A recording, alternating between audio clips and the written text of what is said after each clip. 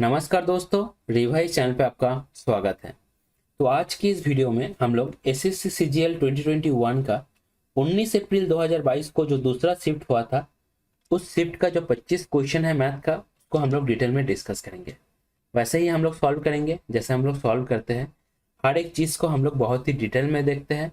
उसके साथ ही जो रिलेटेड फॉर्मूलाज है या जो रिलेटेड कॉन्सेप्ट्स है वो भी हम लोग एक बार समझ लेते हैं। ठीक है, इसके पहले हम लोग 11 से लेकर 18 तक हर एक शिफ्ट को डिटेल में सॉल्व कर चुके हैं। लगभग 13 से 14 शिफ्ट हम लोग सॉल्व कर चुके हैं और हर एक का बेस्ड क्वेश्चन जो है उसको भी हम लोग अलग से देख चुके हैं। ठीक है, अगर आपको पीडीएफ चाहिए, चाहे वो कंप्लीट सॉल्यूशन का हो या आपका बेस्ड क्वेश्चंस का हो, दोनों का ही पीडीएफ जिसमें आपका क्वेश्चन और सॉल्यूशन दोनों ही आपको मिल जाएगा। आप टेलीग्राम चैनल से फ्री में डाउनलोड कर सकते हो। इसके साथ ही आपको कैसे प्रैक्टिस करना है, आप जब क्वेश्चन को देख रहे हो स्क्रीन पर, पहले आपको पॉज कर लेना है। आपको खुद से एक ट्राई ज़रूर से ज़रूर करना है, क्योंकि आपको अगर इम्प्रूवमेंट होगा तो उससे ही होगा। ठीक है, उसके बाद आप चेक करो कि आंसर मैच हो रहा है कि नहीं, और जिस अप्रोच से क्वेश्चन को सॉल्व किया गया है वो भी आपके साथ मैच हो रहा है कि नहीं। इसके साथ ही अगर किसी क्वेश्चन में, जैसे हर एक क्वेश्चन को मेरा ऑब्जेक्टिव एक ही रहता है कि हर एक बच्चा जो है डिटेल में समझ पाए कि क्या हो रहा है, उसके माइंड में कोई भी क्वेश्चन ना आए, ये कैसे हुआ वो कैसे हुआ। हर एक चीज़ मैं चाहता हूँ हर एक बच्चा डिटेल में समझे।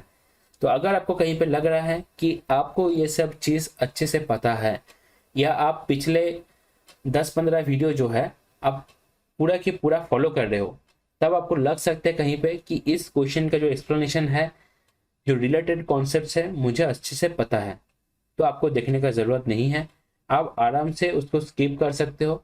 आपका एक ही मोटिव होना चाहिए कि कम से कम टाइम में ज़्यादा से ज़्यादा क्वेश्चन सॉल्व करना है। ठीक है, तो स्टार्ट किया जाए क्या? चलिए स्टार्ट करते हैं। क्वेश्चन है आपका ट्रिगोनोमेट्री का हाइट एंड डिस्टेंस से। हाइट एंड डिस्टेंस से क्वेश्चन हमेशा आसानी आता है। आपको एक ही रीडिंग के अंदर, चाहे आप स्लो रीडिंग करो, लेकिन एक ही रीडिंग के अंदर आपको क्वेश्चन पढ़ के समझ में आना चाहिए। बोला जा रहा है a 20 metre long ladder rest against a wall so that the angle between the ladder and the wall is 30 degree. ठीक है, तो ये एक लैडर है, ये आपका वॉल है और ये है आपका ग्राउंड। लैडर का लेंथ है 20। यहाँ पे बोला गया है angle between the ladder and the wall, मतलब ये वाला एंगल, ये कितना है? 30 डिग्री। आपको यहाँ पे ध्यान रखना है, जैसे यहाँ पे बोला गया है angle between the ladder and the wall, कभी कभी आपको ये भी बोल सकता है the angle between the ladder and the ground, मतलब ये वाला एंगल भी आपको बोला जा सकता है। तो जब लैडर का क्वेश्चन आप हाइट एंड डिस्टेंस में कर रहे हो, आपको ध्यान रखना है कि कौन सा एंगल दिया गया है। क्या वो एंगल आपका लैडर और वॉल के बीच में है, या वो एंगल आपका लैडर और ग्राउंड के बीच में है। ठीक है, क्योंकि यहाँ पे गलती होता है। इसके साथ ही बोला जा रहा है how far is the base of the ladder from the wall, मतलब इसका लेंथ हम लोग को फाइंड करना है एक्स का। तो अगर ये 30 डिग्री है तो ये कितना हो जाएगा ना, 60 डिग्री। तो 30 डिग्री के अपोजिट में कितना आएगा ना, 90 डिग्री के अपोजिट में आप देख रहे हो 20 आ रहा है, तो 20 इज इक्वल टू 2a। हम लोग क्या जानते हैं कि 30 के अपोजिट में अगर a आएगा तो 60 के अपोजिट में कितना आएगा, √3a। अगर आप मेरी वीडियोस को पहले से फॉलो कर रहे हो, मैं जब भी हाइट एंड डिस्टेंस का क्वेश्चन आता है हमेशा ऐड कर देता हूँ कि किसके अपोजिट में क्या क्या आएगा। ठीक है, तो अगर ये a है, ये होगा √3a, मतलब 30 के अपोजिट में जो है उसका दुगना करके आता है आपका 90 के अपोजिट में। आप देख पा रहे हो, तो x का वैल्यू कितना हो जाएगा, x का वैल्यू हो जाएगा आपका 2a, तो a का वैल्यू 10, तो x का वैल्यू हो जाएगा 10। तो ऑप्शन सी जो है हो जाएगा आपका करेक्ट आंसर। एक बार जिन लोगों को अभी भी याद नहीं है, थोड़ा सा कंफ्यूजन है, एक बार देख लीजिए कैसे हम लोग लिखते हैं ना। 30 के अपोजिट में अगर a है तो 60 के अपोजिट में कितना आएगा, √3a। 90 के अपोजिट में आएगा 2a। जो 30 के अपोजिट में है उसके साथ 2 मल्टीप्लाई अगर करेंगे तो 90 के अपोजिट वाला लेंथ हम लोग को मिल जाएगा। इसके साथ ही आपको ध्यान रखना है ये जो है ये सब रेशियोज में है। ठीक है, मतलब रेशियोज में क्या मतलब, अगर ये a है तो ये √3 है, तो जो मल्टीप्लाइंग फैक्टर है दैट इज √3। तो अगर ये a है तो ये 2a है, तो 2 जो है आपका मल्टीप्लाइंग फैक्टर है। तो ये थोड़ा सा आपको ध्यान रखना है। क्लियर है? इसी तरह अगर 60 के ऑपोजिट में a आएगा तो 30 के ऑपोजिट में a/√3 आएगा। क्यों 30 के ऑपोजिट में a/√3 आएगा? क्योंकि आप देख सकते हो a/√3 के साथ अगर √3 हम लोग मल्टीप्लाई करेंगे तो 60 के ऑपोजिट वाला आ जाएगा। उसके साथ ही मैंने आपको बताया है पहले से ही कि 90 के ऑपोजिट में वही आएगा जो 30 के ऑपोजिट में है, उसके साथ 2 मल्टीप्लाई आपको करना पड़ेगा। तो 2 into a/√3 that is 2a/√3। इसके साथ ही अगर एंगल्स 45 करके हैं तो हम लोग इसको एक स्क्वायर मान सकते हैं।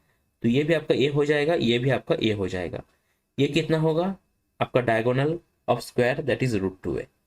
तो 45 के ऑपोजिट्स में जो है दैट इज a एंड 90 के ऑपोजिट वाला कितना हो जाएगा ना, ये हो जाएगा आपका √2a। ठीक है? तो हाइट एंड डिस्टेंस के क्वेश्चन आप कितना जल्दी सॉल्व करोगे वो पूरा डिपेंड करेगा कि आपको ये तीनों जो डायग्राम मैंने यहाँ पे बनाया है ये पूरी याद है कि नहीं। क्लियर है?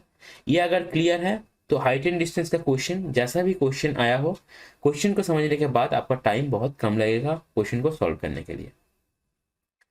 अच्छा, एक बात, अगर किसी को लग रहा है कि ये जो एक्सप्लेनेशन है ये ज़्यादा हो रहा है तो आप वीडियोस को स्किप किया करो। ठीक है? क्योंकि मेरा ऑब्जेक्टिव वही है कि हर एक बच्चा जो है सीख पाए, हर एक बच्चे को जो शॉर्टकट्स है पूरा क्लियर रहे। ठीक है? क्योंकि जिनको पता नहीं है इसके लिए बहुत बड़ा दिक्कत है, लेकिन जिनको पता है इसके लिए कुछ भी नहीं है, आप आराम से स्किप कर सकते हो। क्वेश्चन है आपका एलसीएम एंड एचसीएफ से। तो बोला जा रहा है कि एलसीएम ऑफ 3.6, 1.8 एंड 0.144 का एलसीएम आपको फाइंड करना है। तो हम लोग जानते हैं जब हम लोग एलसीएम ऑफ फ्रैक्शंस फाइंड करते हैं तो न्यूमरेटर का एलसीएम और डिनोमिनेटर का एचसीएफ होता है। जो हम लोगों को फाइंड करना है, फ्रैक्शन के लिए बता रहा हूं, जो हम लोगों को फाइंड करना है चाहे वो एलसीएम हो या एचसीएफ हो, तो न्यूमरेटर का हमेशा वही चीज होगा और डिनोमिनेटर का उल्टा होता है। ठीक है?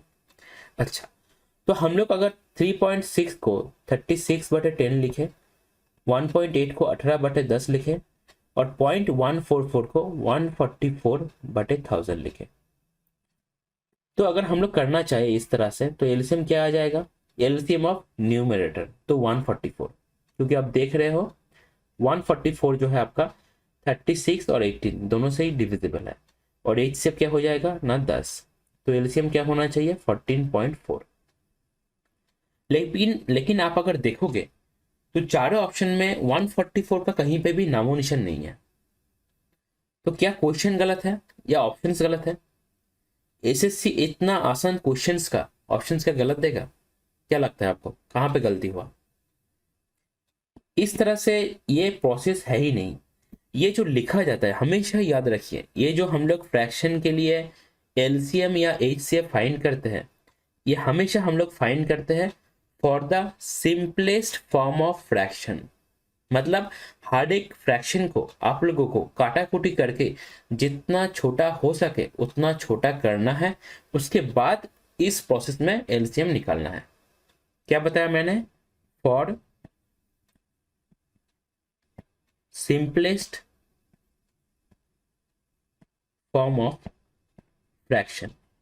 बहुत लोगों को ये चीजें जो है पता नहीं रहता है, तो ये आपको ध्यान रखना है कि हर एक फ्रैक्शन को जितना हो सके काटाकुटी करके हम लोग छोटा बनाएंगे। मतलब क्या ना, न्यूमरेटर ऊपर वाला पार्ट और नीचे वाला पार्ट दोनों ही होगा एक दूसरे के साथ कोप्राइम, हम लोग उसको आगे काट नहीं सकते हैं। ठीक है? तो छोटा बनाना है हर एक फ्रैक्शन को, सबसे छोटा सिंपलेस्ट। तो 2 से अगर कटेंगे तो 18/5, अगर 2 से काटेंगे तो 9/5, इसको अगर हम लोग 4 से काटेंगे तो 36 बटे आपको कितना आएगा ना 250 आ रहा है। ठीक है? फिर भी हम लोग 2 से काट सकते हैं, 18 और 125। क्लियर है क्या? क्लियर है? अब देखिए, अब हम लोगों को मतलब इसका, इसका और इसका, यह है इसका सिंपलेस्ट फॉर्म। ठीक है? सिंपलेस्ट फॉर्म का अभी हम लोगों को एलसीएम फाइंड करना है। तो ऊपर वाले का क्या होगा? ऊपर वाले का हो जाएगा आपका एलसीएम, तो 18 9 18, एलसीएम क्या होगा 18। और एचसीएफ क्या होगा ना, 5 5 125, तो 5 हो जाएगा। तो 36 5 है 180, तो 3 से जाएगा 15, 6 रह जाएगा, मतलब 3 से जाएगा 15, तो 3 रह जाएगा, 5 6 30, तो 3.6। तो ऑप्शन सी जो है आपका करेक्ट आंसर हो जाएगा। आसान क्वेश्चन है, लेकिन कॉन्सेप्ट आपका क्लियर रहना चाहिए। हमेशा आपको याद रहना चाहिए कि सिंपलेस्ट फॉर्म ऑफ फ्रैक्शन के लिए, सिंपलेस्ट फॉर्म ऑफ फ्रैक्शन के लिए आपका ये जो थ्योरी है ये लगता है, मतलब ऊपर वाले का एलसीएम और नीचे वाले का एचसीएफ। अगर हम लोग क्या करना चाहे ना, एलसीएम ऑफ फ्रैक्शन हम लोग निकालना चाहे तब। क्वेश्चन है आपका परसेंटेज से, बोला जा रहा है A is 120% of B, B is 65% of C. तो क्या क्या है, ए बी है और सी है। सी अगर 100 होगा तो बी इसका 65%, मतलब 65। ए है 120%, तो 120 बटे आपका 100, तो ये कितना आ रहा है ना, अगर 20 से काटेंगे तो 6/5। ठीक है। अच्छा, तो ए इज 120% ऑफ बी, मतलब 6 इंटू अगर 5 से काटेंगे तो 13, 13 6 कितना ना 78। अब इन तीनों का साम कितना है ना, 1 to 1.5, मतलब 78 प्लस 65 प्लस 100 कितना आएगा ना, 70 प्लस 60 130, 130 और इधर 13 143, 143 प्लस 100 243। तो 243 किसके बराबर है, 121.5 के बराबर। एक का वैल्यू कितना आएगा ना, आप देख सकते हो। हम लोग अगर 5 गुना करते हैं तो 1215 आता है, तो 0.5। ठीक है। तो सी का वैल्यू हो जाएगा आपका आधा हो जाएगा, मतलब 50। बी का वैल्यू हो जाएगा आपका आधा होगा, मतलब 65/2। और ए का वैल्यू हो जाएगा आपका आधा, मतलब 39, 78/2। तो सी है सी -2b, -2b अगर करेंगे मतलब -65, प्लस आपका ए कितना है 39, तो 89 माइनस आपका 65, कितना आ रहा है 24। तो ऑप्शन सी जो है हो जाएगा आपका करेक्ट आंसर। क्वेश्चन है आपका एवरेज से, बोला जा रहा है the average of 3 numbers is 15, average of the second and third numbers 25, तो फर्स्ट नंबर क्या होगा। बहुत ही आसान क्वेश्चन है, सिंपली आप लोग देख सकते हो। अगर हम लोग डेविएशन नहीं लगाते हैं, ठीक है, तो 15 3 45 टोटल हो गया तीनों नंबर का, माइनस सेकेंड का और तीसरे का एवरेज है इतना, तो टोटल कितना हो जाएगा 25। तो पहला नंबर कितना हो जाएगा 20। ऑप्शन ए हो जाएगा आपका करेक्ट आंसर। 12.5 इंटू 2 25। ठीक है, बहुत ही आसान क्वेश्चन। क्वेश्चन है आपका टाइम एंड वर्क से, बोला जा रहा है X Y and Z can complete a work in 46 days 92 days and 23 days respectively. तो एक्स कितना है ना 46, वाई है आपका 92 और जेड जो है आपका 23। टाइम एंड वर्क के क्वेश्चन में आप जितना जल्दी एलसीएम फाइंड करोगे, मतलब टोटल वर्क जो है, उतना जल्दी आप क्वेश्चन को सॉल्व कर पाओगे। अब देख रहे हो एलसीएम आएगा 92, यहाँ से एक्स का एफिशिएंसी कितना हो जाएगा ना 2, वाई का 1 और जेड का आपका 4। ठीक है। अच्छा, अब क्या बोला जा रहा है ना, Y joined him after 7 days, Z joined him after 8 days from the beginning. ठीक है। Then for how many days did Y work. देखिए यहाँ पे हम लोग डेज को लिख रहे हैं और यहाँ पे आपका वर्क। ठीक है, मैं समझाने के लिए आपको इतना मतलब सजा के लिख रहा हूँ, लेकिन एग्जाम में आपको ऐसा नहीं करना है। देखिए पहला जो 7 दिन था उसमें एक्स अकेला काम किया है, वाई 7 दिन बाद ज्वाइन किया है, मतलब डे नंबर 8 से। तो पहला 7 दिन में एक्स कितना काम करेगा ना 14 काम करेगा। क्लियर है। अच्छा, इसके बाद Z joined him after 8 days, तो जो 8वां दिन था डे नंबर 8, इसके और एक दिन, मतलब 7 दिन के बाद और एक दिन। इसमें एक्स एंड वाई दोनों मिलकर काम किया है, एक्स एंड वाई, इसमें बस एक्स किया है। ठीक है, तो ये जो एक दिन एक्स एंड वाई मिलकर किया है, इसमें कितना करेगा ना, 2 + 1 3 कम करेगा। ठीक है, और जेड जो है आपका ज्वाइन कर रहा है आफ्टर 8 डेज। ठीक है, तो बाकी का जो दिन था उसमें सब मिल के काम किया है, सब मिल के एक दिन में कितना काम करता है, 4 2 6 7। ठीक है, और इधर काम कितना हुआ है ना, 17। तो बाकी कितना है, 92 - 17, तो 82 - 7 कितना आ जाएगा, 75। ठीक है, तो बाकी कितना दिन काम करना पड़ेगा ना, 75/7 इतना दिन काम करना पड़ेगा। क्लियर है चीजें? तो 75/7 दिन में कितना काम किया है, 75। अच्छा, तो पूछा है, ध्यान रखिएगा इस तरह के क्वेश्चन में लास्ट में क्या पूछा जा रहा है वो बहुत इंपॉर्टेंट है। आपको पूछा जा रहा है for how many days did Y work, मतलब एकदम शुरू से लेकर अंत तक। तो वाई ने काम किया पहले तो एक दिन, बाद में 75/7 इतना दिन काम किया, मतलब 82/7 दिन काम किया। तो ऑप्शन ए हो जाएगा आपका करेक्ट आंसर। क्वेश्चन है आपका ट्रिगोनोमेट्री से, बोला जा रहा है कि कॉस बी जो है, कॉस बी दैट इज 5/7। ठीक है, मतलब क्या ना, बेस बटे हाइपोटेन्यूज। तो परपेंडिकुलर कितना होगा ना, √49 7 का स्क्वायर - 5 का स्क्वायर, तो √24 जो है आपका परपेंडिकुलर हो जाएगा।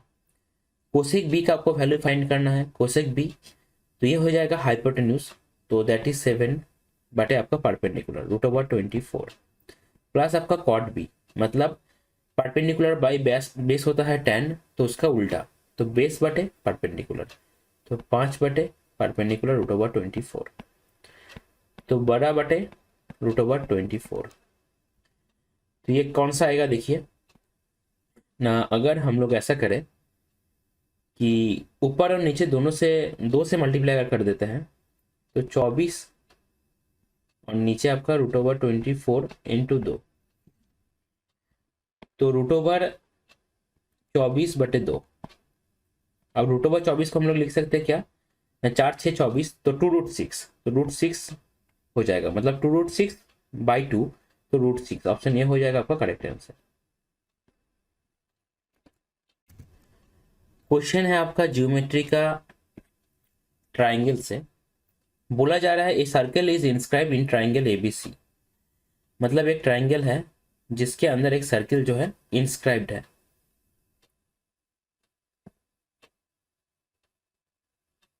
ठीक है, आगे बोला जा रहा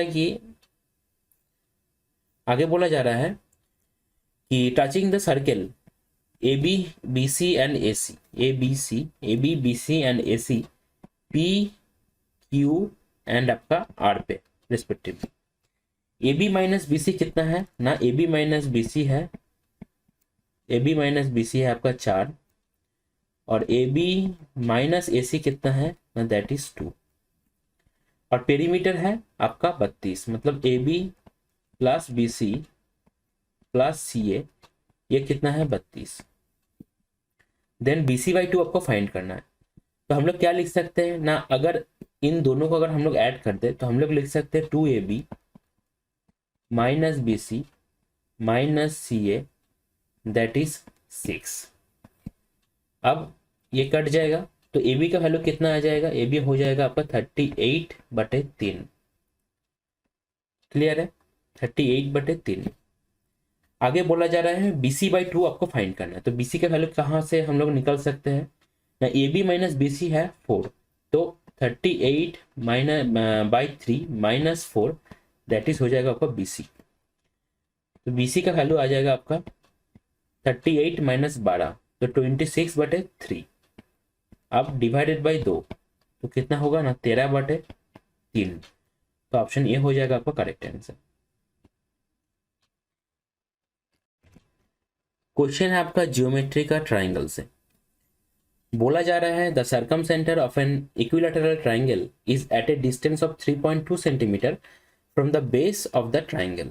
what is the length of each of its altitudes. देखिए इक्विलैटरल ट्राइंगल है, हम लोग जानते हैं इक्विलैटरल ट्राइंगल के केस में जो सर्कम सेंटर होता है, ऑर्थो सेंटर होता है, इन सेंटर होता है, सब एक ही पॉइंट में होता है। ठीक है, अब बोला जा रहा है कि सर्कम सेंटर जो है, मान लीजिए ये सर्कम सेंटर है, ये जो है आपका 3.2 सेंटीमीटर फ्रॉम द बेस है। ध्यान रखना है कि क्वेश्चन में कहाँ से क्या इसका डिस्टेंस बोला गया है। आपको ऐसे भी बोल सकता है कि फ्रॉम द टॉप या from the vertex of the triangle to the circumcentre, ऐसे भी बोल सकता है, और ऐसे भी बोल सकता है बेस से सर्कम सेंटर तक। तो देखना है कि कौन सा डिस्टेंस दिया गया है, बहुत इंपॉर्टेंट है। अच्छा, तो जो सर्कम सेंटर है वो आपका सेंट्रॉइड भी है, वो इन सेंटर भी है, ठीक है, वो आपका ऑर्थो सेंटर भी है। क्लियर है, क्योंकि ट्राइंगल जो है आपका इक्विलैटरल ट्राइंगल है। अब length of each it's altitudes मतलब हाइट पूछा है, तो हम लोग जानते हैं कि सेंट्रॉइड जो होता है आपका हाइट को, मतलब जो ऑल्टीट्यूड है उसको 2:1 में डिवाइड करता है। तो अगर 1 का वैल्यू 3.2 है तो 2 का वैल्यू कितना होगा हम लोग फाइंड कर सकते हैं। लेकिन हम लोग को क्या चाहिए, हम लोग को चाहिए हाइट ऑफ ऑल्टीट्यूड। तो 3 का वैल्यू हम लोग डायरेक्ट अगर फाइंड करेंगे तो दैट वुड बी 3.2 इंटू 3 तो 9.6। तो ऑप्शन डी जो है हो जाएगा आपका करेक्ट आंसर। आपको यह भी पूछ सकता था कि from the vertex of the triangle शीर्ष बिंदु से आपका सर्कम सेंटर तक डिस्टेंस क्या होगा, तब 3.2 को हम लोग 2 से मल्टीप्लाई करते हैं। क्लियर है, क्या पूछा जा रहा है और किससे किसका डिस्टेंस दिया गया है क्वेश्चन में, ये ध्यान से देखना है। क्वेश्चन है आपका डीआई का हिस्टोग्राम से। डीआई के क्वेश्चन में हम लोग पहले जो डायरेक्ट क्वेश्चन में पूछा जा रहा है उसको पढ़ेंगे, अगर समझ में नहीं आया तब पीछे वाले इंफॉर्मेशन को हम लोग पढ़ेंगे। पूछा जा रहा है the number of students who have obtained less than 50 marks is approximately what percentage less. अच्छा देखिए, मैं बार बार बोलता हूँ आपको, परसेंटेज लेस दिया गया है, मतलब टेंशन उतना नहीं है, परसेंटेज लेस। यहाँ पे परसेंटेज मोड भी हो सकता है या सिर्फ परसेंटेज हो सकता है। Then the number of students who have obtained 90% marks and above. तो obtained less than 50 marks, less than 50 marks मतलब आप देख पा रहे हो, लेस देन 50 मतलब बस 10, ठीक है। किसके रेस्पेक्ट में, ऑब्टेन्ड 90% और अबव, तो ये वाला मतलब 25। तो कितना लेस है ना, 15 लेस है। 10 25 से कितना लेस है, 15। तो 15/25 इंटू 100 तो कितना हो जाएगा ना, 60%। तो ऑप्शन ए जो है हो जाएगा आपका करेक्ट आंसर। क्वेश्चन जो है आपका है नंबर सिस्टम से। बोला जा रहा है ये जो है divisible by 88, what is the value of a to the power b। ठीक है, देखिए 88 जो है अगर हम लोग इसको 2 कोप्राइम नंबर में तोड़ेंगे तो हम लोग लिख सकते हैं 8 और 11। नंबर क्या है, 8a 5 1 4 6b। ठीक है, तो 8 से अगर किसी नंबर को भाग होना है तो हम लोग क्या करते हैं ना, लास्ट का 3 डिजिट देखते हैं। हम लोग क्या जानते हैं, 8 जो होता है 2 का क्यूब होता है। तो अगर लास्ट का 3 डिजिट आपका 8 से डिविजिबल है तब नंबर 8 से डिविजिबल है, नहीं तो नंबर 8 से डिविजिबल नहीं होगा। इससे भी आगे कुछ होता है, जैसे यहाँ पे लास्ट 3 डिजिट क्या है, 4 6b। अब ये जो तीसरा डिजिट है लास्ट से, एकदम लास्ट से तीसरा डिजिट जो 100 प्लेस में है, ये क्या हो सकता है, ऑड भी हो सकता है, ये इवन हो सकता है। अगर ये ऑड होगा तो हम लोग क्या करेंगे, लास्ट का जो 2 डिजिट है उसके साथ हम लोग 4 ऐड करेंगे, फिर देखेंगे वो 8 से डिविजिबल हो रहा है या नहीं। क्लियर है, अगर डिविजिबल हुआ तो डिविजिबल हो जाएगा, नहीं हुआ तो नहीं होगा। अगर नंबर आपका इवन है तो सिर्फ हम लोग लास्ट का 2 डिजिट को देखेंगे, वो 8 से डिविजिबल होना चाहिए। क्लियर है, तो यहाँ पे आप लोग देख पा रहे हो जो 100 प्लेस पे जो डिजिट है दैट इज 4, मतलब इवन नंबर है। तो इवन नंबर के लिए हम लोग बस लास्ट का 2 डिजिट में ही चेक कर सकते हैं। तो अगर नंबर 8 से डिविजिबल है तो लास्ट का 2 डिजिट 8 से डिविजिबल होना चाहिए। तो देखिए आप 8 7 56, 8 8 64, 8 9 72। तो आप देख पा रहे हो ऐसा एक नंबर जिसके पहले 6 है बाद में आपका 4 है, तो बी का वैल्यू कितना हो जाएगा, 4 हो जाएगा। तो एक चीज आप यहां से देख सकते हो कि ए टू दी पावर 4 होगा आपका आंसर, ठीक है, मतलब बी का वैल्यू है 4। तो अब एक चीज सोचो यहां से, इस चीज का टू दी पावर 4 इस ऑप्शन से हम लोग मैच कर सकते हैं, क्योंकि 27 जो होता है आपका 3 का क्यूब होता है, ठीक है 27। 64 क्या होता है, 64 होता है 4 का क्यूब। लेकिन 3 टू दी पावर 4 कितना होता है, 81। तो अगर आपका ऑब्जर्वेशन स्किल आप अच्छे से देख सकते हो, आपने अच्छे से प्रैक्टिस किया है, तो आपको अभी ए का वैल्यू निकालने का जरूरत नहीं है। आप यहीं से बोल सकते हो कि ऐसा एक ही ऑप्शन है जो पॉसिबल है, दैट इज ऑप्शन डी। क्योंकि आप देख पा रहे हो बाकी कोई भी, मतलब ए टू दी पावर 4 इसका वैल्यू आना चाहिए आपका इन ऑप्शंस में से एक, ठीक है। तो आप देख पा रहे हो 81 के अलावा और कोई कुछ भी नहीं हो सकता है। अगर आप निकालना चाहो तो कैसे कर सकते हो ना, हम लोग क्या जानते हैं, ऑल्टरनेट प्लेसेस का सम का डिफरेंस 11 से भाग होना चाहिए। तो 8 और 5 13, 13 और 4 17, 17 प्लस बी, तो 17 प्लस आपका बी माइनस ए प्लस 1 प्लस आपका 7, तो ए प्लस 7 ये क्या होना चाहिए, 0 होना चाहिए। 11 हो सकता है, ठीक है, या 22 हो सकता है। ऐसे तो 22 भी अगर होगा तो देखा जाएगा, 22 तो होगा नहीं। तो ये क्या आ रहा है, ये आ रहा है आपका 17 minus 7 plus B minus A that is equal to 0 11। तो आप देख सकते हो यहां से, मतलब 10 plus B minus A that is equal to, अगर 0 हम लोग ले ले तो बी माइनस ए या ए माइनस बी का वैल्यू -10, ऐसा तो होगा नहीं, ठीक है। मतलब ए माइनस बी का वैल्यू क्या आ रहा है, 10 आ रहा है, ऐसा तो होगा नहीं, क्योंकि डबल डिजिट, दो सिंगल डिजिट का जो नंबर है उसका डिफरेंस डबल डिजिट नहीं हो सकता है। तो हम लोग अगर लिखें कि 10 plus B minus A that is equal to 11, ये हो सकता है। तो b माइनस ए कितना आ रहा है, दैट इज 1।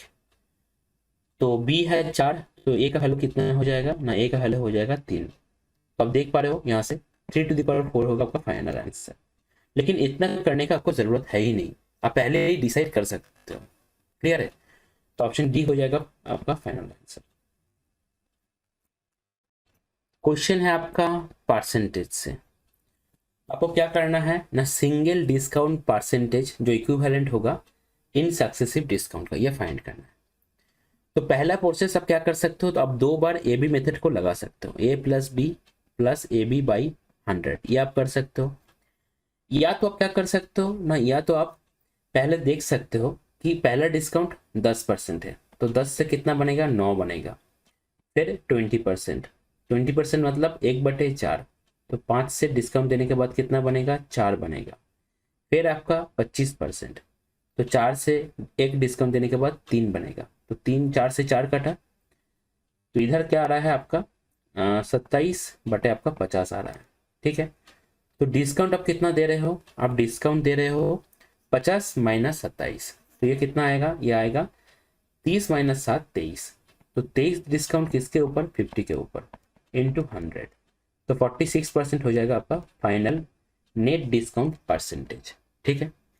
आप अगर ए बी मेथड से करोगे तो क्या होगा ना, 10 प्लस 20 लास्ट में -2, तो कितना आया आपका, आया 30 माइनस 28, 28 प्लस आपका 25 माइनस 28 इंटू 25/100, तो 25 4 100, तो -7, तो 28 प्लस 25, तो 33 और 20 53, 53 माइनस 7, तो ये आ रहा है कितना ना, 46%।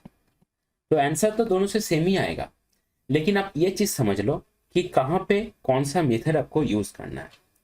जब आप देख रहे हो कि जो आपका डिस्काउंट परसेंटेज दिया गया है क्वेश्चन में वो ऐसे आसान आसान नंबर पे है, 10 20 25, तब ज्यादा बेहतर होगा आप ए बी मेथड लगा लो। क्लियर है, क्योंकि कैलकुलेशन उतना टफ होगा नहीं। क्योंकि अगर आप ये मेथड को लगाते हो तो आप देख रहे हो पहले आपको ये फाइंड करना है, ये फाइंड करना है, ये फाइंड करना है, फिर आपको डिस्काउंट देने के बाद 50 रुपये अगर प्राइस है, आप 27 पेमेंट कर रहे हो, तो डिस्काउंट कितना दे रहे हो वो अलग से फाइंड करना पड़ रहा है। ठीक है, लेकिन ये जो दूसरा मेथड है ये काम में तभी आएगा जब आपका जो डिस्काउंट परसेंटेज है ये थोड़ा सा टफ दिया रहेगा या टिपिकल दिया रहेगा, जैसे 16.66, 3.33, तब थोड़ा सा दिक्कत करेगा, तब ये वाला प्रोसेस ज़्यादा सही रहेगा। क्योंकि अगर पॉइंट में दिया गया है डेसिमल के साथ आपका डिस्काउंट परसेंटेज, तब आप अगर ए बी मेथड लगाओगे तब आपका कैलकुलेशन डिफिकल्ट हो जाएगा। ठीक है, तो ये भी एक एक्सपीरियंस का बात है कि कहाँ पे कौन सा मेथड आपको अप्लाई करना है। एक क्वेश्चन को सॉल्व करने का आपका 2-3 मेथड हो सकता है, लेकिन क्वेश्चन को कैसे पूछा गया है उसके ऊपर आपको डिपेंड करेगा कि कौन सा मेथड आप अप्लाई करोगे। हालांकि इस तरह का क्वेश्चन को सॉल्व करने के लिए आपको अगर ज़्यादा टाइम दिया रहता तब ये मैटर नहीं करता कि कौन सा मेथड से आप सॉल्व कर रहे हो, लेकिन टाइम आपका कम है, कम टाइम में आपको ज़्यादा क्वेश्चन सॉल्व करना है, और जितना टाइम आप सेव कर सको उतना आपके लिए बेहतर है। ठीक है, तो आपको ये थोड़ा सा एक्सपीरियंस रखना है, आपको अच्छे से प्रैक्टिस करोगे तो ये पता चल जाएगा। क्वेश्चन है आपका जियोमेट्री का ट्राइंगल से। बोला जा रहा है ABC जो है एक ट्राइंगल है जहां पे ए जो है आपका 66 डिग्री है, ये जो है 66 डिग्री। इसके साथ ही BD जो है परपेंडिकुलर टू AC है, BD जो है परपेंडिकुलर टू AC है, और CE जो है परपेंडिकुलर टू AB है। CE जो है आपका परपेंडिकुलर टू AB है। BD and EC intersect at P point पे इंटरसेक्ट करता है,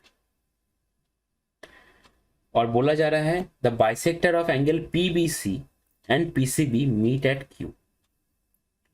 तो ये है आपका एंगल बाइसेक्टर जो कौन सा पॉइंट पे मैच करता है ना, मैच करता है आपका Q पॉइंट पे। What is the measure of angle BQC। ठीक है, तो ये एंगल आपको फाइंड करना है। क्वेश्चन तो आसान है, बस 2 लेयर का क्वेश्चन है।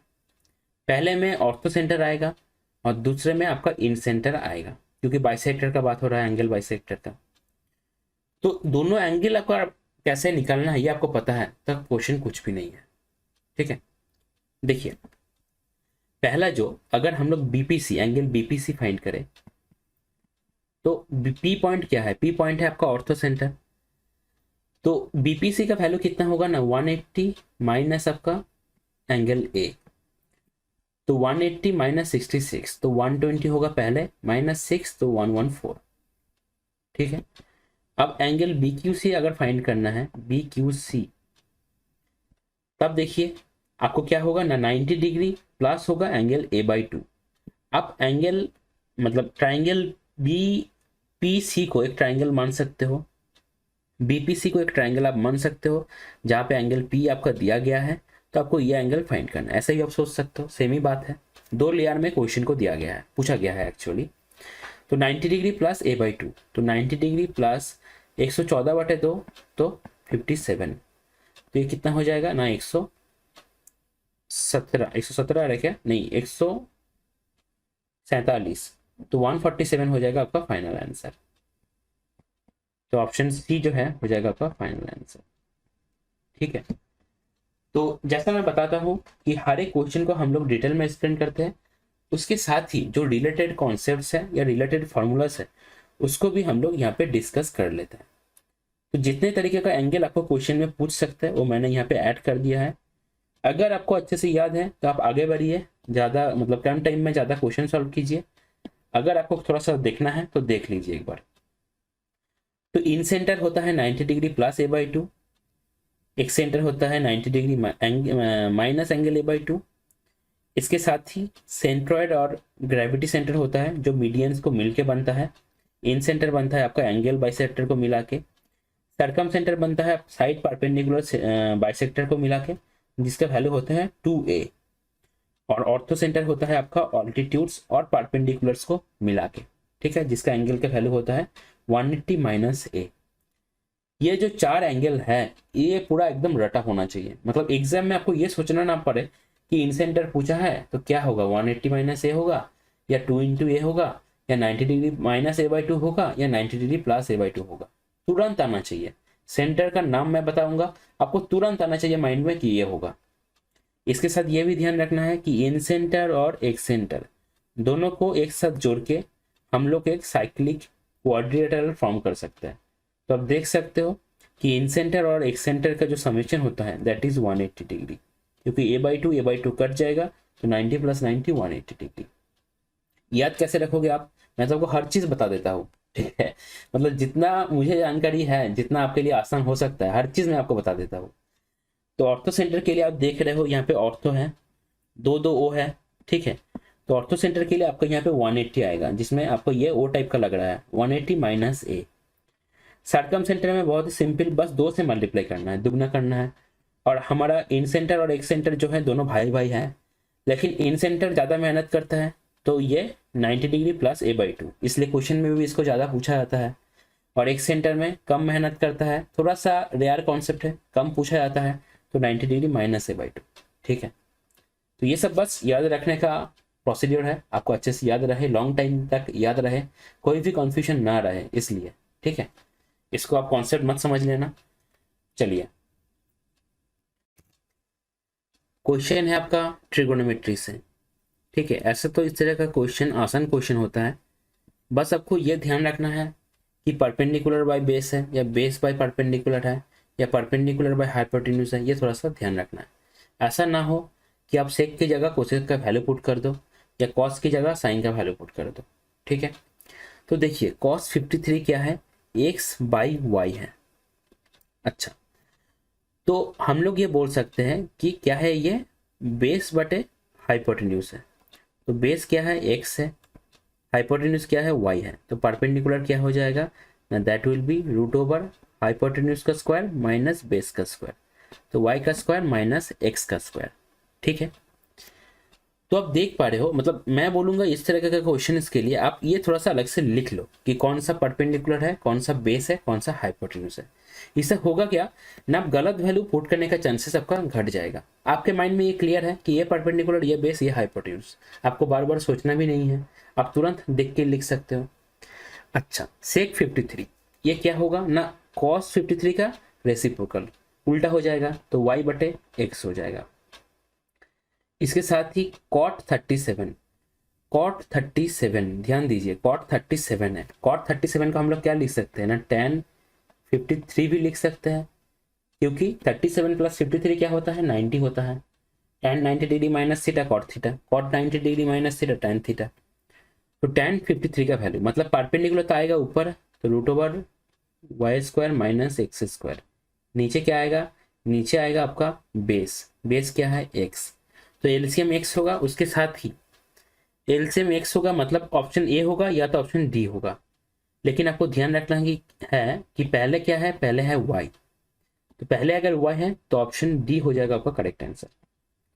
थोड़ा सा इस तरीके के क्वेश्चन में आप जब आंसर टिक कर रहे हो, थोड़ा सा एक बार देख लो, क्योंकि अगर पूरा क्वेश्चन सॉल्व करने के बाद, सही सॉल्व करने के बाद अब आंसर गलत टिक करोगे तो उससे दुख की बात कुछ नहीं है। क्वेश्चन है आपका डीआई का पाई चार्ट से। तो बोला जा रहा है, डायरेक्ट क्वेश्चन को पढ़ते हैं, what is the ratio of the number of students studying science in the year 19 to that in the year 2020। अच्छा, एकेडमिक ईयर 19 और एकेडमिक ईयर 20 दोनों का नंबर ऑफ स्टूडेंट जो है, टोटल नंबर ऑफ स्टूडेंट्स पहले जो दिया गया है अलग अलग है, एक का है 2000, एक का है 2400। बस साइंस का बात हो रहा है। तो 2019 में साइंस कितना है, 18%। तो 18% ऑफ 2000, 2000 का 20 100 से कट जाएगा, तो 18 इंटू 20 रेशियो पूछा गया है, मल्टीप्लाई करने का जरूरत नहीं है, लास्ट में काटाकुटी करेंगे।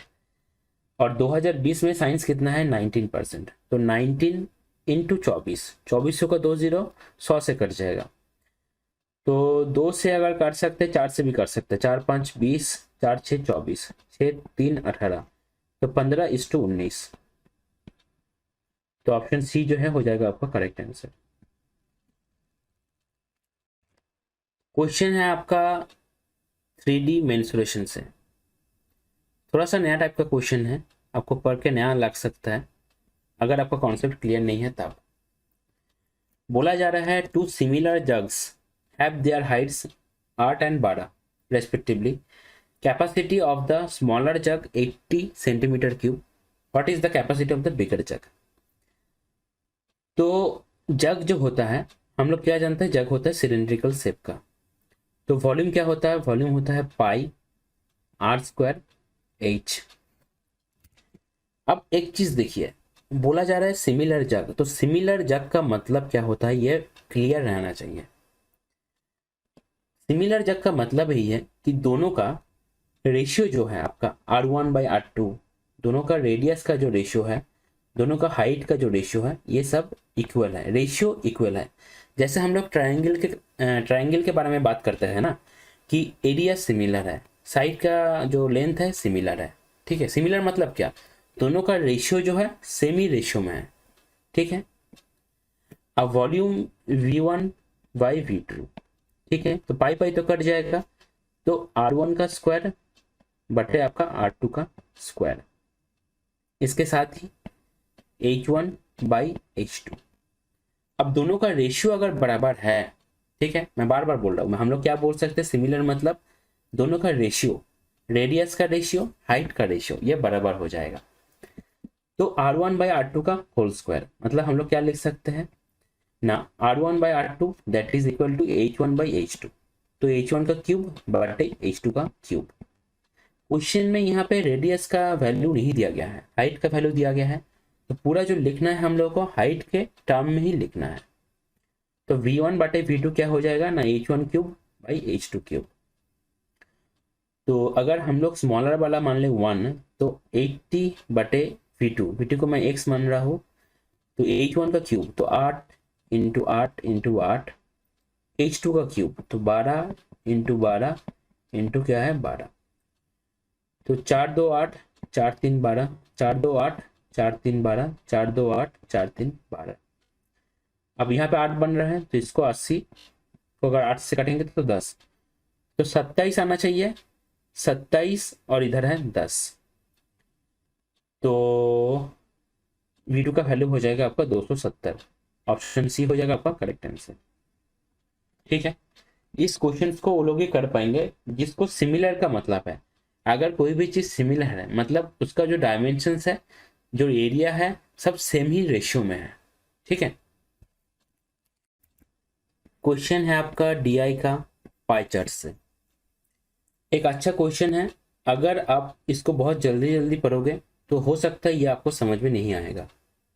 आपको 1 से 2 रीडिंग का जरूरत है, लेकिन वो भी धीरे धीरे समझ समझ के। ठीक है, देखिए क्या बोला जा रहा है ना, what should be the increase in the number two the nearest integer, calculation जो होगा अप्रोक्सीमेट होगा, of successful startups in the industry of health and sports so that its success percentage is same as that of education। बहुत ही ध्यान से देखिए, बोला जा रहा है कि एजुकेशन का क्षेत्र जो है उसमें जितना सक्सेस परसेंटेज है, ऐसा ही सेम सक्सेस परसेंटेज अगर हेल्थ एंड स्पोर्ट्स में होता तो कितना नंबर पे आपका इंक्रीज होता। किसका नंबर पूछा जा रहा है ना, सक्सेसफुल स्टार्टअप का आपका नंबर पूछा जा रहा है। क्लियर है बात।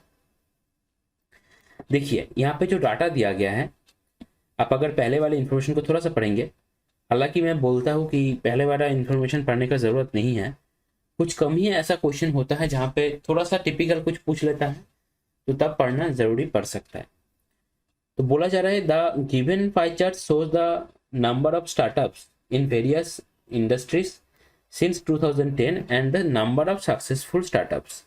मतलब नंबर ऑफ स्टार्टअप्स है जो पाई चार्ट में दिया गया है, उस स्टार्टअप्स के अंदर हर एक क्षेत्र में सक्सेसफुल कितना है उसका पाई चार्ट से अलग से दिया गया है। ठीक है, तो देखिए एक चीज ध्यान से देखिए, तो एजुकेशन के जैसा सक्सेस परसेंटेज हम लोग को हेल्थ एंड स्पोर्ट्स में लाना है। तो एजुकेशन में कितना है आपका 1280 है total number of startups, successful कितना है 520। अगर आपको दिख नहीं रहा है तो ये 520 है। ठीक है, ऐसा ही सेम रेशियो हम लोग को मेंटेन करना है, सेम सक्सेस परसेंटेज। 100 से मल्टीप्लाई अगर दोनों तरफ करेंगे तो कट ही जाएगा, तो जरूरत नहीं है। तो सेम रेशियो अगर मेंटेन करना है हेल्थ एंड स्पोर्ट्स पे, टोटल कितना है 1050। हम लोग मान रहे हैं कितना बड़ा, x बड़ा, तो x का वैल्यू क्या होगा देख लेते हैं। तो 52/128 इंटू 1050। तो अगर 4 से काटेंगे 4 13 और 4 3 12, 4 2 8। अब देखिए 1050 जो है 32 से नहीं कटेगा, ठीक है, तो पॉइंट में तो आएगा ही, लेकिन कैलकुलेशन कैसे करना है वो देखिए। अगर हम लोग 32 से काटते हैं तो 32 2 64, 32 3 96, तो 32 3 96 गया तो कितना रह जाएगा ना, 9 रह जाएगा, तो 90। फिर 2 से जाएगा तो 64 और 3 से जाएगा तो 96, और हम लोग का आ रहा है 90, तो हम लोग 3 से ही लेकर जा रहे हैं, तो 96 मतलब थोड़ा सा हम लोग ज़्यादा लेकर जा रहे हैं। रिजल्ट जो आ रहा है एक्चुअल वैल्यू से थोड़ा सा ज़्यादा आ रहा है। तो 33 इंटू 13, सॉरी 33 इंटू 13 तो कितना आएगा 330 प्लस आपका 99 मतलब 429। 330 प्लस आपका 99 429 आएगा। पूछा क्या है, what should be the increase in number, कितना बढ़ रहा है। जो डाटा दिया गया है वहां पे तो आपका हेल्थ एंड स्पोर्ट्स पे successful number of successful startup दिया गया है जो है 300, तो कितना इंक्रीज हुआ है ना -300, तो कितना आ रहा है 129। एक्चुअल आंसर 129 से थोड़ा सा कम होना चाहिए, क्योंकि यहाँ पे 429 नहीं आएगा, इससे थोड़ा सा कम आएगा। तो आप देख सकते हो 127 हो जाएगा, 127 हो जाएगा आपका फाइनल आंसर। क्लियर है। तो कैलकुलेशन को आपको किस तरह से डील करते हो इसके ऊपर बहुत कुछ डिपेंड करता है। आपका स्पीड पूरा जो है इसके ऊपर ही डिपेंड करेगा कैसे आप कैलकुलेशन को करते हो। क्वेश्चन है आपका कंपाउंड इंटरेस्ट से। बोला जा रहा है the compound interest on certain some of money at 21% per annum for 2 years इतना है। इंटरेस्टेड कंपाउंडेड ईयरली, मतलब टेंशन नहीं है। The total amount received after 2 years, ठीक है, टोटल अमाउंट मतलब प्रिंसिपल प्लस आपका इंटरेस्ट दोनों मिलाकर आपको फाइंड करना है। तो 21% के हिसाब से अगर 2 साल का हम लोग इफेक्टिव परसेंटेज निकालना चाहे तो कितना आ जाएगा ना, 21 + 21 + 4.41, तो 42 + 4.41 46.41, ठीक है। अब 46.41 इतना परसेंटेज ये किसके बराबर है, यह है इंटरेस्ट के वैल्यू के बराबर 11,138.40 या 0.4 बस। तो यहां से हम लोग क्या कर सकते हैं, हम लोग सीधा 146.41 का वैल्यू फाइंड कर सकते हैं। तो हम लोग को क्या मिलेगा, हम लोगों को अमाउंट मिल जाएगा, ठीक है। या तो हम लोग 100% का वैल्यू फाइंड कर सकते हैं, हम लोग क्या मिलेगा, प्रिंसिपल मिलेगा। उसके साथ अगर हम लोग SI जो है, सॉरी SI जो नहीं होगा, CI जो है वो अगर ऐड कर देंगे, जो CI का वैल्यू यहाँ पे आपको दिया गया है, तो हम लोग का आंसर मिल जाएगा। ऐसा भी हम लोग कर सकते हैं। तो 100 का वैल्यू फाइंड करना थोड़ा सा आसान रहता है, तो उसको ही हम लोग करेंगे, ठीक है। देखिए तो 46.41 इसका वैल्यू क्या है, 11,138.4 इंटू 100। तो इसका 2 0, इसका 1 0, तो ऊपर जाएगा 1 0, ठीक है।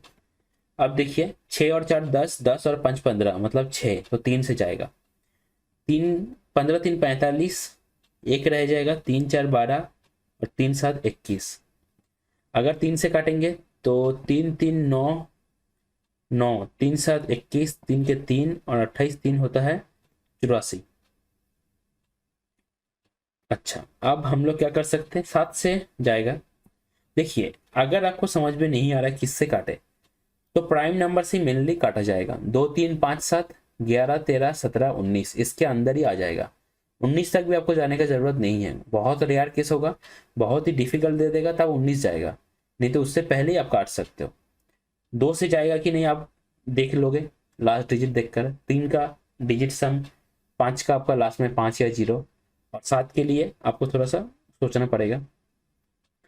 तो 7 दूनी 14, फिर से 14 आएगा, 7 दूनी 14, 7 के साथ 7 से काटेंगे 7 5 35, 2 रह गया 7 3 21, तो 0 7 4 28। अब 221 है और इधर है कितना ना 5304। तो अगर हम लोग इसको काटते हैं पूरा, तो 2 से अगर जाएगा तो कितना आ रहा है 442, 442 ऊपर 530, मतलब 130 हो गया। 130 से 40 से अगर 90, 90 से जो जाएगा तो 90 से 2 जाएगा तो 88, तो 4, तो 4 से मैच कर जाएगा। तो 24,000 क्या हो गया, 24,000 हो गया आपका प्रिंसिपल। अगर 24,000 प्रिंसिपल है, इससे अगर ऐसा ऐड करेंगे तो 35,000 समथिंग कुछ होना चाहिए। तो ऑप्शन ए हो जाएगा आपका करेक्ट आंसर। थोड़ा सा कैलकुलेटिव है, कैलकुलेशन आप आसान कैसे करोगे ना, आपको ये सोचना पड़ेगा आप किससे काट कर सकते हो। 2 3 5 7 11 13 17 19, इससे ही हो जाएगा, प्राइम नंबर से मिलने करता है। क्वेश्चन है आपका सिंप्लीफिकेशन से, थोड़ा सा बड़ा लगेगा आपको क्वेश्चन देखने में, ठीक है। पहली बात कि हम लोग क्वेश्चन को पूरा कॉपी में नहीं लिखेंगे, ठीक है। पहले हम लोग ऊपर वाले पार्ट का कर लेंगे अलग से और नीचे वाले पार्ट का अलग से कर लेंगे, फिर दोनों का कैलकुलेशन करेंगे, ठीक है। पूरा एक साथ करने जाओगे तो गलती हो जाएगा। तो बार भी है, ब्रैकेट भी है, डिवीजन भी है, सब कुछ है इसमें, ठीक है। देखिए कैसे कैसे करेंगे, देखिए ध्यान दीजिए। अगर हम लोग ये अंदर वाला पार्ट का पहले कर ले, ध्यान दीजिए, यहाँ पे कितना आएगा, यहाँ पे आएगा 2, 4 माइनस 2 2, पहले इसका करना है बार है। अब 2 इंटू 6 12, 12 और 9 21, ठीक है। अच्छा, तो 9 डिवाइडेड बाई 3/7 इंटू 21, ऑफ है, ऑफ को चेंज करके हम लोग मल्टीप्लाई लिखे हैं, तो पहले इसका काम होगा। तो 7 3 21, तो 9 डिवाइडेड बाई 9, तो यहाँ पे 1 आ गया, 1 प्लस, ठीक है। आप जब देख रहे हो, आप पहले जब न्यूमरेटर कर रहे हो, आप देख रहे हो पूरा जो है अलग, प्लस से अलग है, इधर का अलग इधर का अलग, ठीक है। तो उतना टेंशन नहीं लेना है, आपको सोचना है कि कहाँ से हम लोग इसको ब्रेक कर सकते हैं, ठीक है। आगे देखिए, आगे जब हम लोग इधर का करेंगे, तो पहले अगर इस वाले पार्ट का करते हैं, देखिए ये वाले पार्ट का, तो ये क्या हो जाएगा ना 5/8 प्लस 6/16, तो 16 हो जाएगा एलसीएम, 8 दूनी 16, 5 2 10, 10 और 6 16/16, तो 1 आ जा रहा है, ठीक है। और इधर 1/5, ध्यान दीजिए 1/5 डिवाइडेड बाई 7/25, तो मल्टीप्लाई करना है, कैसे करते हैं हम लोग, पहले आपको बोला है 1/5 डिवाइडेड बाई 7/25, तो सीधा ऐसे क्रॉस मल्टीप्लाई कर देना है, ठीक है। तो क्या हो जाएगा 25/5, तो ऊपर 5 नीचे 7, तो ये आ जाएगा 5/7। अब 5/7 आ गया, माइनस आ गया 1, जो 16/16 से आ रहा है, तो ये आ रहा है क्या ना -2/7, तो 1 माइनस 2/7 आ रहा है, यहाँ से 1 माइनस 2/7, यहाँ से क्या बन रहा है, यहाँ से बन रहा है 5/7, ठीक है। अब देख रहे हो पूरा जो इक्वेशन है उसको हम लोग नहीं लिख रहे हैं, हम लोग पार्ट बाय पार्ट कर रहे हैं, और जहां जहां से तोड़ के कर सकते हैं छोटा छोटा पार्ट में तोड़ के कर रहे हैं, ठीक है। नीचे वाले का देखिए, पहले अगर हम लोग ये हम लोग यहाँ से क्या कर सकते हैं, पहले इस वाले का कर सकते हैं इधर के, और इधर प्लस से है तो इधर का कर सकते हैं, ठीक है। तो लेफ्ट साइड का अगर करेंगे तो 16 माइनस 10 कितना आ जाएगा 6, 24/6 4 आ जाएगा, ठीक है। तो नीचे वाले का हम लोग लिख रहे हैं 4 प्लस, इधर अंदर में अगर देखेंगे तो अब देखिए 20 को अगर 4 से भाग करेंगे तो 5, 5 प्लस 5 10, 10 माइनस 1 9, 9 है, और इधर 36/9 हो जाएगा, तो 4 आ जाएगा, तो 4 प्लस 4 आ जाएगा नीचे, तो ये बनेगा 8। तो 5/7 डिवाइडेड बाई 8, ठीक है। तो 8 को सीधे हम लोग यहाँ पे मल्टीप्लाई कर सकते हैं, तो यह आ जाएगा 5/56, तो ऑप्शन डी हो जाएगा आपका करेक्ट आंसर। देख के आपको यह बहुत कॉम्प्लिकेटेड लग सकता है, बहुत लोग बोलता है कि सिंप्लीफिकेशन में ज़्यादा टाइम लग जाता है, क्योंकि उन लोगों को थोड़ा सा दिक्कत होता है सोचने में कि कहाँ से ब्रेक करके हम लोग करें। आपको ऐसी जगह से ब्रेक करना है जहाँ से ब्रेक करने में आपको कैलकुलेशन में गलती ना हो, ठीक है। तो ध्यान रखना है कहाँ से आपको ब्रेक करना है, पूरा क्वेश्चन को नहीं लिखना है, ऊपर वाले पार्ट का अलग से, नीचे वाले पार्ट का अलग से करना है। और ऊपर वाले पार्ट का आप जब पूरा के कर रहे हो तो उसमें भी आपको तोड़ के करना है, और सोचना अच्छे से है कि कहाँ से हम लोग तोड़ सकते हैं। जितना प्रैक्टिस करोगे उतना आपका एक्सपीरियंस अच्छा होगा। क्वेश्चन है आपका जियोमेट्री का सर्कल से। एक सर्कल है, बोला जा रहा है कि chord A B and C D of a circle intersect externally at P. मतलब ऐसे है, बहुत ही कॉमन जो है आपका डायग्राम है, बहुत बार पूछा गया है इसके ऊपर क्वेश्चन। तो ए बी है और आपका सी और डी है, दोनों इंटरसेक्ट करता है पी पॉइंट पे। ए बी क्या है, ए बी है 7, सी डी है 1, पी डी क्या है, पी डी है 5 और पी बी का पता नहीं। हम लोग को पूछा क्या जा रहा है ना, पी ए का आधा पूछा जा रहा है, 50% of the length of P A. तो हम लोग सीधा जानते हैं x into X plus 7 that is equal to 5 into 5 plus 1 6। मतलब x इंटू एक्स प्लस 7 का वैल्यू क्या होना चाहिए ना, दैट शुड बी 30। ठीक है, ध्यान रखना है आप जब लिख रहे हो तो ये वाले पार्ट का लिखना है अलग से, फिर पूरे को लेना है। ठीक है, ये वाले पार्ट को अलग से लिखना है, फिर पूरे को लेना है। ध्यान रखना है ये, इसमें गलती नहीं होना चाहिए। ऐसा मत कर देना कि इसको आप ले रहे हो फिर इसके साथ ये मल्टीप्लाई कर दे रहे हो। ठीक है, पहले इसको लेना है बाहर वाले पार्ट को, फिर वहां से स्टार्ट करके पूरे को लेना है। ध्यान रखना है ये वाला चीज, गलती अगर होगा तो यहीं पे होगा। अच्छा, x into X plus 7 that is equal to 30। तो x का वैल्यू हम लोग क्या रख सकते हैं जिससे आपका ये 30 आए। तो x का वैल्यू अगर 3 रखेंगे तो 3 इंटू 10 हो जाएगा 30। तो x प्लस 7 तो 3 प्लस 7 10, 10 का हाफ तो 5 हो जाएगा आपका फाइनल आंसर। ऑप्शन बी हो जाएगा करेक्ट आंसर। क्वेश्चन है आपका अलजेब्रा से। ये सेम टाइप का क्वेश्चन मैंने इसके पहले आपको 2 बार सॉल्व करवा चुका हूँ, और मैं डिटेल में बोला भी है कि कैसे आपको शॉर्टकट में फाइंड करना है। आप अगर इसको चाहोगे तो आप इसको ऐसे तोड़ सकते हो, a माइनस एक्स का स्क्वायर, मतलब पूरा कैलकुलेशन आपको अगर करना है, प्लस b माइनस वाई का whole square plus c minus Z का होल स्क्वायर। अब तीनों का स्क्वायर का सम अगर 0 है तो हम लोग क्या बोल सकते हैं, इंडिविजुअली हर एक चीज जो है 0 है। तो a equal to X, b equal to Y, c equal to Z. ये हो गया बेसिक मेथड।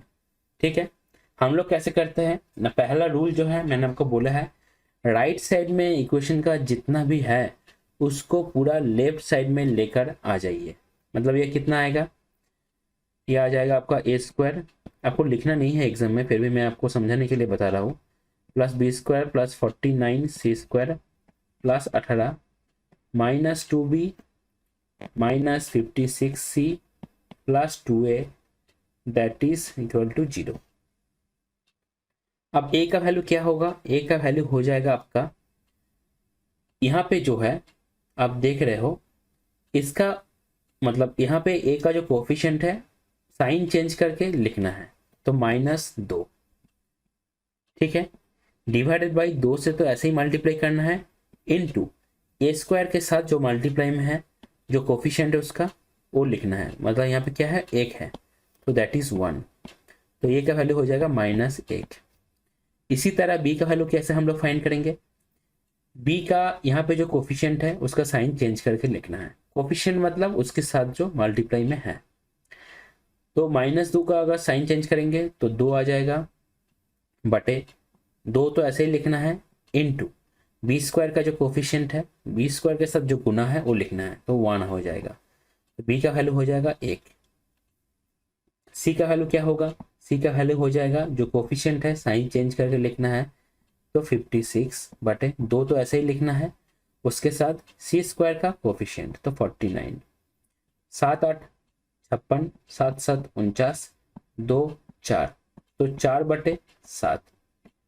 ठीक है, तो आपने देखे कि कैसे हम लोग कितना छोटे करके बहुत ही कम कैलकुलेशन करके ए बी और सी का वैल्यू फाइंड कर लिया। क्लियर है, तो ये प्रोसेस आपको याद रखना है। पहला प्रोसेस ए बी और सी का जो कोफिशिएंट है उसको साइन चेंज करके लिखना है, फिर हर एक केस में आप देख रहे हो नीचे 2 से ऐसे ही लिखना है, 2 से मल्टीप्लाई करना है। ठीक है, उसके साथ ए स्क्वायर का कोफिशिएंट यहाँ पे, बी स्क्वायर का कोफिशिएंट और सी स्क्वायर का कोफिशिएंट। ठीक है, तो ऐसे हम लोग इक्वेशन से डायरेक्ट वैल्यू निकाल सकते हैं। तो 2a 2 इंटू -1 माइनस बी तो -1 प्लस 7c मतलब +4। तो ये आंसर कितना आ रहा है, -2 -3 +4, तो 1 हो जाएगा आपका फाइनल आंसर।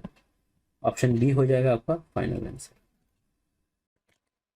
क्वेश्चन है आपका अलजेब्रा से, बोला जा रहा है x² - x - 1 that is equal to 0। तो सीधा हम लोग यहाँ से लिख सकते हैं x - 1/x that is equal to 5। इसका वैल्यू फाइंड करना है।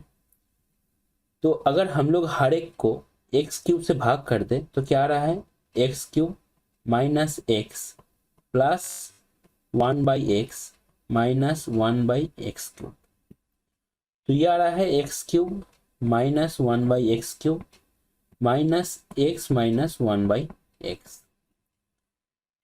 तो x माइनस 1/x का वैल्यू पता है 5, तो x³ - 1/x³, इसका वैल्यू क्या हो जाएगा ना, a³ आपका +3 है, तो 5 का क्यूब प्लस आपका 15 माइनस x माइनस 1/x, ये तो हो जाएगा 5, तो 5 का क्यूब प्लस 10 तो 135। तो ऑप्शन ए हो जाएगा आपका करेक्ट आंसर। क्वेश्चन है आपका प्रॉफिट एंड लॉस से। तो बोला जा रहा है an article is sold at a profit of इतना, had it been sold for इतना more the profit would have been इतना, 50% of the cost price of the article.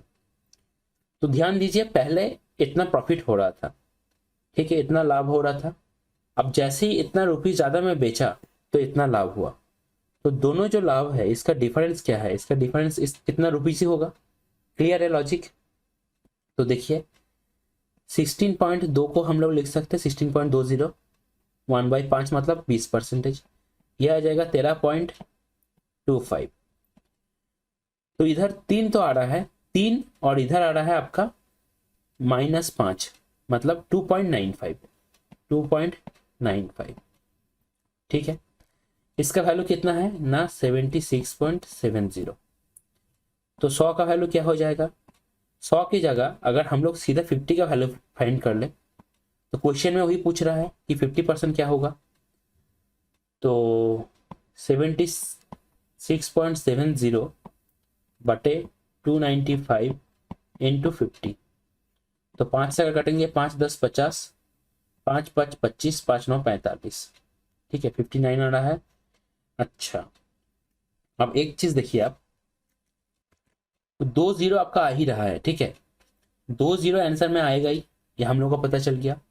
और लास्ट में यहाँ पे 7 है और यहाँ पे 9 है, तो 9 3 27 होता है, तो 13 से होगा फाइनल आंसर।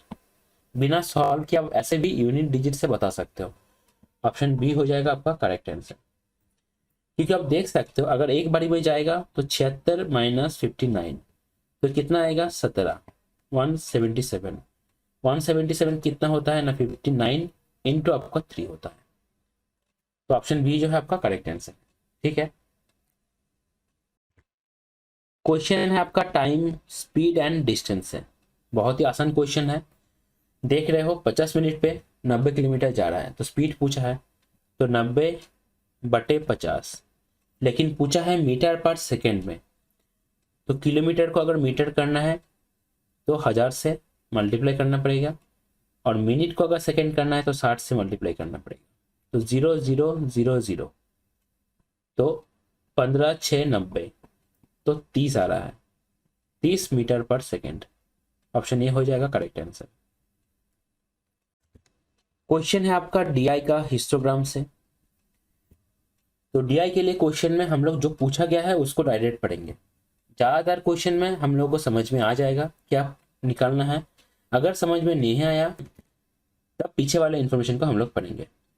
बोला जा रहा है the total exports of cars of type B from 2015 to 2018, 2 बोला गया है, ध्यान दीजिए 2 बोला गया है, एंड नहीं बोला गया है। एंड अगर बोलता तो सिर्फ 2015 एंड 18 लेते। 2 बोला गया है मतलब 15 से लेकर 18, 4 साल का डाटा हम लोग को लेना है। इज व्हाट परसेंटेज मोर बोल दिया है। आपको 3 केस हो सकता है, या तो बोलेगा कितना परसेंटेज हुआ उसके रेस्पेक्ट में, या कितना ज्यादा परसेंटेज, कितना कम percentage then the total exports of cars of type A 15 से 18, 2 बोला गया है बीच में, ठीक है, correct to 1 decimal places, calculation होगा अप्रोक्सीमेशन। तो पहले जो है, पहले है बी का कौन सा, लाल वाला, 15, 16, 17, 18। तो 250, 200, 450, 450 और 200, 650, 650 और 75, 725, 725 और 375, 725 और 25, 750 और 300, 1050। ठीक है, कितना मोर देन बोला गया है। ए के लिए देखते हैं 15 से लेकर 18 तक, तो 150 और 200, 350, 350 और 75, 425, 425 और 75, 500, 500 और 100, 600, 600 और 300, 900।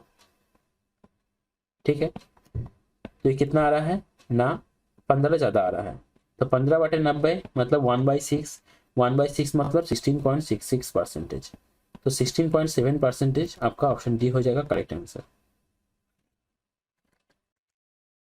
क्वेश्चन है आपका रेशियो एंड पार्टनरशिप से। एक अच्छा क्वेश्चन है, देखिए बोला जा रहा है A and be had a joint business in which A invested 60,000 in the business for 1 year and after 3 months be invested 80,000। तो ए है, यहाँ पे बी है। ए करता है 60,000, हम लोग 3 0 को नहीं ले रहे हैं, 60 ले रहे हैं, 60 इंटू 12 महीने के लिए। बी आफ्टर 3 months तो 9 महीने के लिए करेगा, 80 इंटू 9 प्लस, यहाँ पे plus. At the beginning of the second year A invested 30,000 मोर, 30 ज्यादा करता है, तो 60 + 30 90 इंटू पूरे साल के लिए करेगा तो 12। एंड बी विथड्रू 5,000, तो बी 5,000 निकाल लेता है, तो 75 इंटू आपका 12 पूरा महीने के लिए चल रहा है। At the end of the 2 years profit earned by A is इतना। What is the profit earned by B if they distributed half of the total profit equally and the rest in the capital ratio? ध्यान दीजिए, अगर हम लोग मान ले कि total profit जो है टीपी, टोटल प्रॉफिट अगर 4P है, तो इसमें से distributed half of the total profit equally, मतलब 2P को इस लोग क्या करता है, 2P को A को मिलता है P, B को मिलता है P।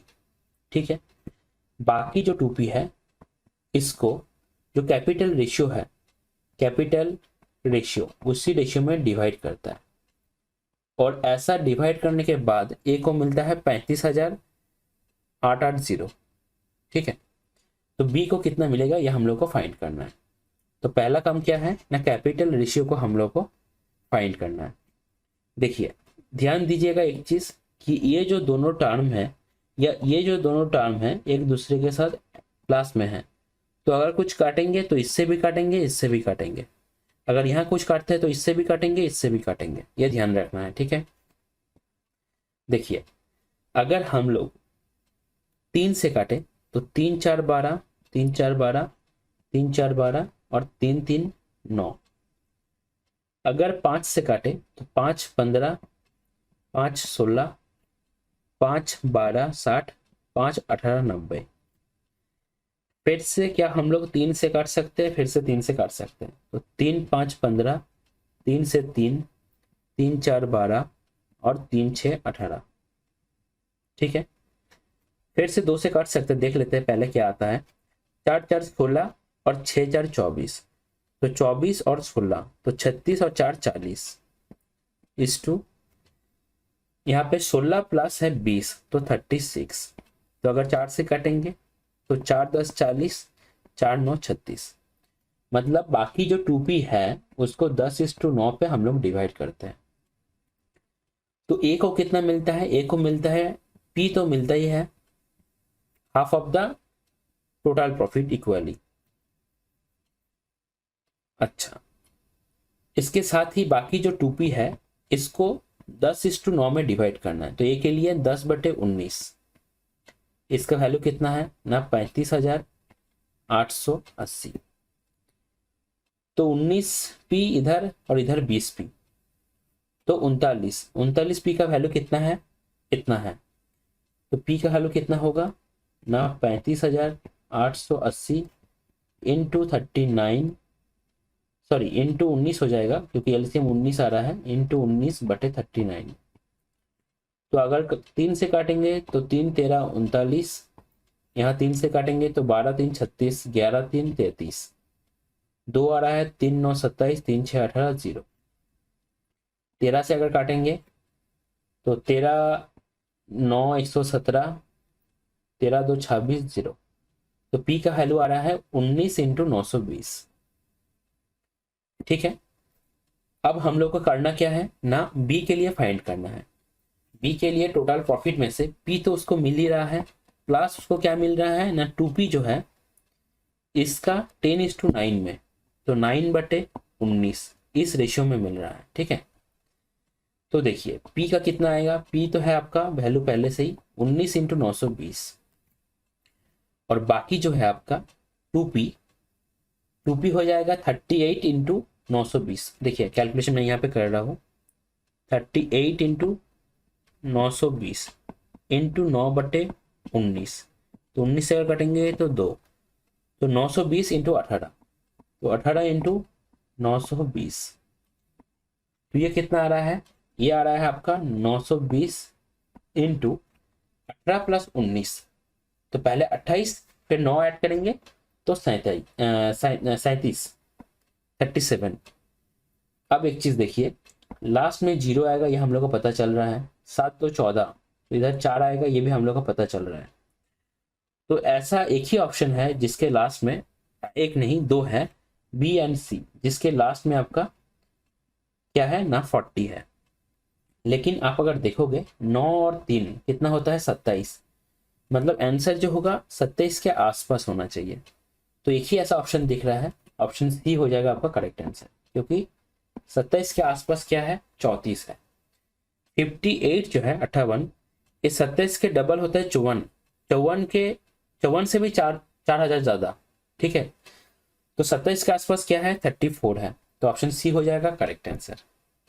पूरा कैलकुलेशन करने का आपको जरूरत नहीं है, कैलकुलेशन मैंने पहले ही बोला है, आप कितना करोगे और डिसाइड होगा कि ऑप्शंस कैसे दिया गया है उसके ऊपर। यह था आपका इस वीडियो का लास्ट क्वेश्चन। इसके साथ ही इस लेक्चर को हम लोग यहीं पे एंड करेंगे। वीडियो के अंदर जितना भी क्वेश्चन है उसका क्वेश्चन एंड सॉल्यूशन दोनों ही आप लोग पीडीएफ के फॉर्मेट में टेलीग्राम ग्रुप से डाउनलोड कर सकते हो at free of cost. Telegram group का लिंक आपको डिस्क्रिप्शन में मिल जाएगा, वहां से टेलीग्राम ग्रुप में जाकर आप पीडीएफ को डाउनलोड कर सकते हो। इसके साथ ही अगर किसी को लगता है कि किसी भी क्वेश्चन में इससे भी बेटर अप्रोच हो सकता है तो आप कमेंट कर सकते हैं। इसके साथ ही हम लोग का टीम का जो मेल आईडी है reviseproperly@gmail.com, यहाँ पे भी आप लोग मेल भी कर सकते हैं। अगर आपका कोई पर्टिकुलर सजेशन भी है तो भी आप लोग मेल कर सकते हैं। क्लियर है? अब क्वेश्चन आता है कि कैसे हम लोग वीडियोस को अपने काम में लें, अच्छे से यूटिलाइज करें, कैसे हम लोग वीडियो से प्रैक्टिस करें। ठीक है, ये भी थोड़ा सा समझ लीजिए। देखिए ये सब बहुत बेसिक सा चीज़ है, लेकिन बहुत लोगों का क्या होता है कि पूरा प्रॉपर आइडिया नहीं रहता है, तो थोड़ा सा वो लोग भटक जाता है। ठीक है, चीज़ों को करता है लेकिन प्रोसेस जो होता है थोड़ा सा सही नहीं रहता। तो प्रैक्टिस कैसे करना है समझ लीजिए। आपने वीडियो को स्टार्ट किया, वीडियो को स्टार्ट करने के बाद क्वेश्चन को देखते ही आपको पॉज कर लेना है। पॉज करके आपको क्वेश्चन को सॉल्यूशन करना है। ठीक है, हो सकता है कि आपका अप्रोच बेटर ना हो सकता है आपको टाइम ज़्यादा लगे लेकिन किसी भी तरह आपको आंसर तक पहुंचना है। इसके बाद आपको वीडियो को देखना है। अगर आपने देखा कि अप्रोच कुछ बेटर है आपसे, तो आप सीख लीजिए अप्रोच को अच्छे से, क्या किया गया है समझ लीजिए। ठीक है, अगर देखा कि सही अप्रोच है आपका भी और वीडियो का भी, तब आप आगे बढ़ जाइए। ठीक है, ये पॉज वाला बात बहुत ज़्यादा इंपॉर्टेंट है। हर एक क्वेश्चन में आपको पॉज करके ज़रूर से ज़रूर खुद से खुद आपको पहले ट्राई करना ही है, तभी आपको ये प्रैक्टिस काम में आएगा। क्लियर हुआ बात? ओके, नेक्स्ट देखिए, जितना क्वेश्चन है उसका आपने पहली बार वीडियो के साथ प्रैक्टिस तो किया, लेकिन कुछ क्वेश्चन ऐसा होगा जहाँ पे क्वेश्चन जो है एक ही फ्लो पे आपका नहीं बनेगा। अब ये जो फ्लो टूट रहा है ये किसी भी तरह से हो सकता है। हो सकता है कि आपको क्वेश्चन नहीं बने आपसे, हो सकता है क्वेश्चन को आपने मिसरीड किया, आपको सॉल्व करने में ज़्यादा टाइम लग गया, हो सकता है आपको कैलकुलेशन मिस्टेक हुआ, ठीक है। किसी भी तरह का फ्लो टूटने वाला अगर बात हुआ, मतलब क्वेश्चन मेरा पहला फ्लो में नहीं बना, अगर ऐसा हुआ तो तुरंत आपको उस क्वेश्चन को मार्क कर लेना है और एटलीस्ट 1 वीक का गैप देना है। गैप देने के बाद उस क्वेश्चन को रिवाइज करना है। आप देख ही रहे हो चैनल का नाम भी है रिवाइज, इसीलिए चैनल का नाम रिवाइज रखा गया है, सो दैट जब भी आप चैनल का कुछ भी देखो, चैनल से जुड़े रहो, तो आपको हमेशा ये दिमाग में आना चाहिए कि मुझे इस चीज़ को रिवाइज करना है जो मैंने पहले पढ़ा है। हो सकता है वो मैथ हो सकता है वो जीके हो सकता है करंट अफेयर्स हो। क्लियर है बात? अब आपको रिवाइज, जितना क्वेश्चन आपका अटक गया या पहला फ्लो में नहीं बना, आपको उसको उतना बार रिवाइज करना है जब तक वो आपका पहला फ्लो में नहीं बन रहा है। अब यहाँ पे भी बात आता है, ये जो कितना बार रिवाइज करना है ये डिपेंड करेगा आपके ऊपर। हो सकता है आपके लिए वो 2 हो, किसी और के लिए वो 4 हो, या किसी और के लिए वो एक ही बार हो, ठीक है। लेकिन जब तक वो पहला फ्लो में नहीं बन रहा है, 1 वीक का गैप भी देना है, इंपॉर्टेंट है ये। जब तक 1 वीक के गैप में वो पहला फ्लो में नहीं बन रहा है तब तक आपको उसको रिवाइज करना है। क्लियर है बात? खुश रहिए, अपने स्वास्थ्य का ध्यान रखिए और फिलहाल अभी ज़्यादा टेंशन मत लीजिए, मेहनत करते रहिए एंड सही टाइम का वेट कीजिए। Thank you.